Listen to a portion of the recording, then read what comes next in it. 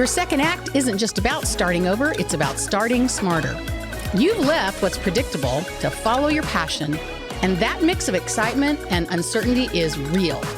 Welcome to Second Act Business Owner. I'm Lee Gray, and I'm here to make sure your leap of faith lands on solid ground. Each episode, I'm bringing you the real-world MBA training and structure you need to turn chaos into clarity. Stop building someone else's dream and start building a business that works for you. Let's get to work. Hi, everyone. Welcome to episode 15 of the Second Act Business Owner podcast. We are so happy that you are here. Do you realize that if the podcast was a person, 15 would be just starting to drive? Isn't that exciting? Just a little fun analogy for you there. But I want to talk to you a little bit today about goals. And what I want to say about goals is, wouldn't it be great if we knew how to put things into place so that we can measure the activity that we know we need to produce the goal, to achieve our goal? What we know about goals is that if someone knows the goal, they're likely going to be able to score, right? But you have to know, what is the goal?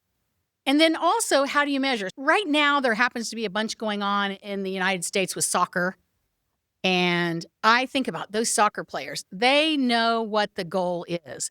They've got all kinds of things that they do to track. Is this right? Is this right? Is this right? And they know that if they do those things consistently and perfectly, they will achieve their goal. They will win the game. So I'm going to be talking to you about three things today. I'm assuming you already have a SMART goal. Most people know what that is. A SMART goal is a specific, it's measurable. It's something that can be achieved. There's nothing wrong with a stretch goal, but achieve. It's realistic, relevant to the business or to the life or to your second act, and it has a timetable to it. I also think their goals should be really SMARTY goals. The why at the end meaning, why is this goal important? So a really good example of a SMART goal is sales for 2027 of 1,500,000. That's a great goal. Another SMART goal around business could be margin increase of 5% on all orders over $500. That's a very specific measurable. You can measure it. It's specific. It's achievable because we know the business that we're in. Is it relevant? Yes. Profit margin is hugely important to a business. And is it time sensitive? Yes, I gave it a time sensitive. Why is it important? Because without profit, the business doesn't work. So you've got your goal. Now what do? We want to sit down and think about three kinds of indicators. We've got key performance indicators, KPIs, key activity indicators, KAIs, and key behavior indicators, KBIs. The example of a receptionist. One of the behaviors of a receptionist is to smile and welcome to every single person that comes into the business. Not 1 in 10, not 9 out of 10, every single one. That would have to be a self-measure, but sometimes cultural and behavioral measures are self-assessing, and that makes perfect sense.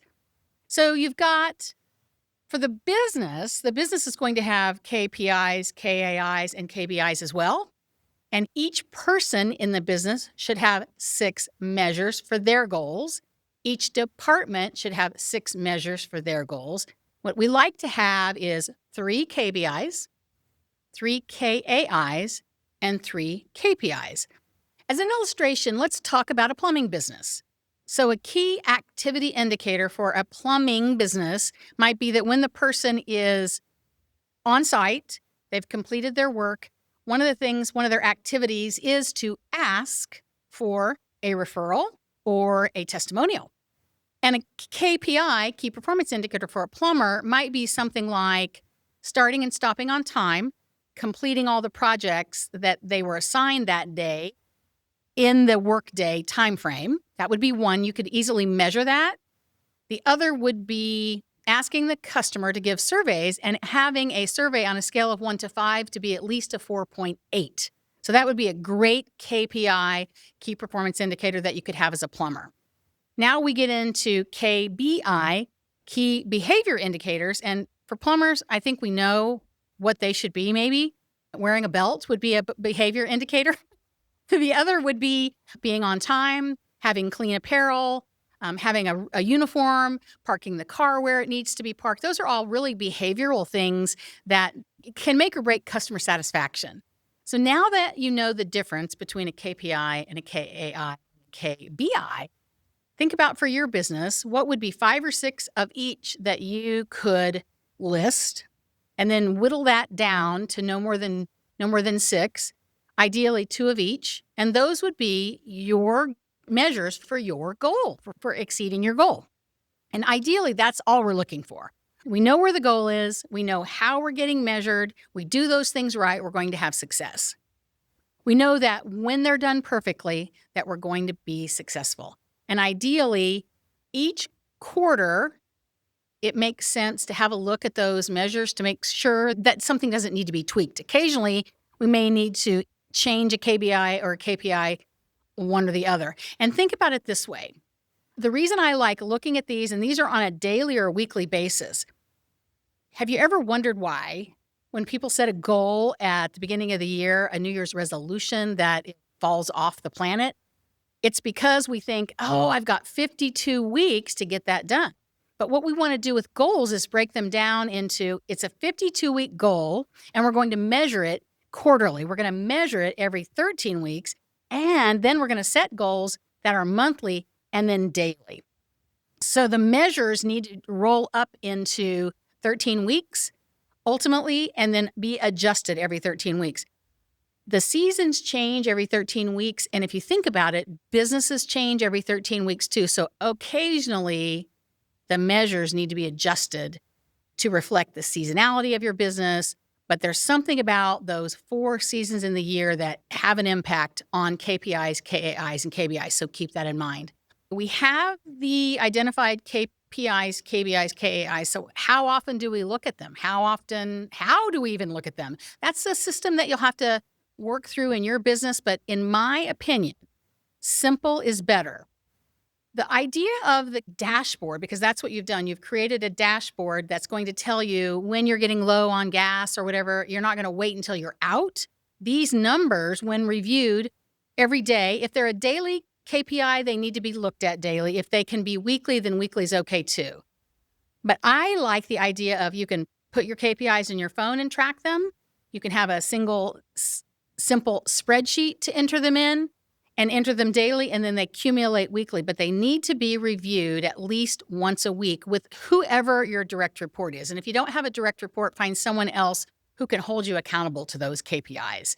It's really important that they're not just developed and forgotten. They have to be developed and tracked weekly, tracked daily. I think it makes sense to set a goal today to list out your KPIs, KBIs, and KPIs. You can do it, and it's just one more thing that you can do to take a step into your second act, no matter where you are in your second act.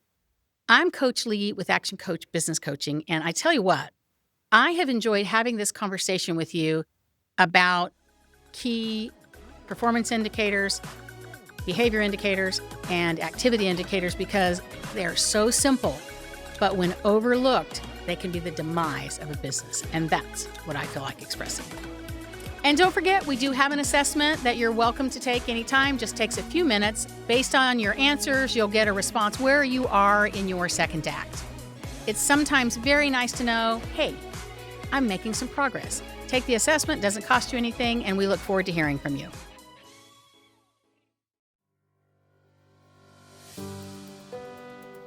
This show is part of the ICT Podcast Network. For more information, visit ictpod.net.